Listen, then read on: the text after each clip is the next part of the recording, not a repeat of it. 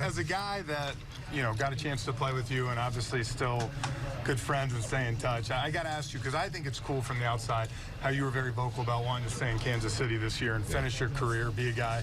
I was talking to Brian McCann on the way home last night. We were saying it's very rare this day that you see a guy wear one uniform his whole career. And besides the World Series, when you look back, what are some of the things you kind of love about Kansas City and why you stay there?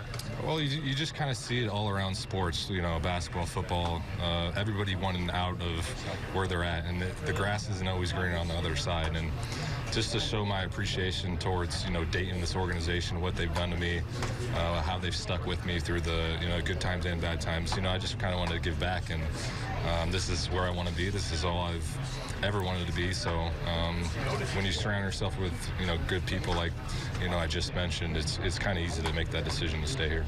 So I got to ask you a couple questions. You got, 6, 7 gold gloves. Who's got the better arm? I've been thinking about this, actually, what I was going to say.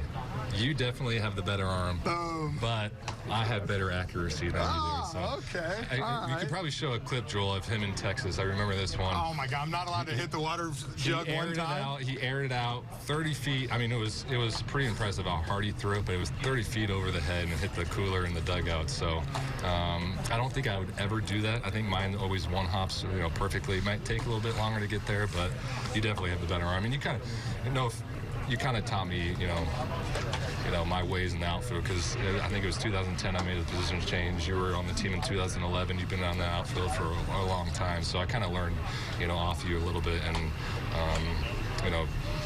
I would say some of my gold gloves are because of you. No, thank you. Look at that. What a guy. Better body. Now, probably me. When we were playing, you were pretty close. I know.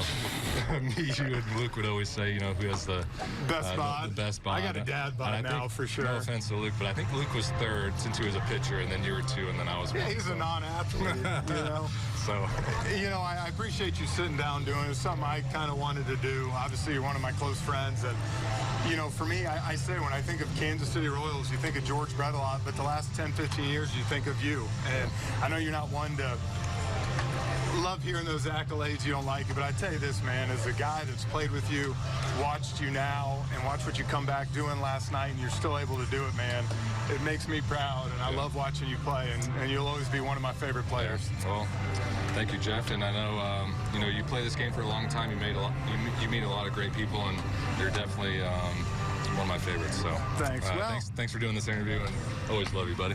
Back to you, Joel. I'll try not to take your job. Make sure you get that video of him throwing in the stands, by the way.